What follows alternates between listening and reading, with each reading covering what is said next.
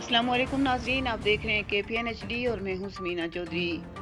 جموں کشمیر انجمن طلباء اسلام جامع مسجد کی جانب سے حریت رہنما یاسین ملک پر بھارتی کینگرو عدالت کی جانب سے عائد کیے گئے ظالمانہ اقدام کے خلاف طلباء نے بھرپور احتجاج کیا۔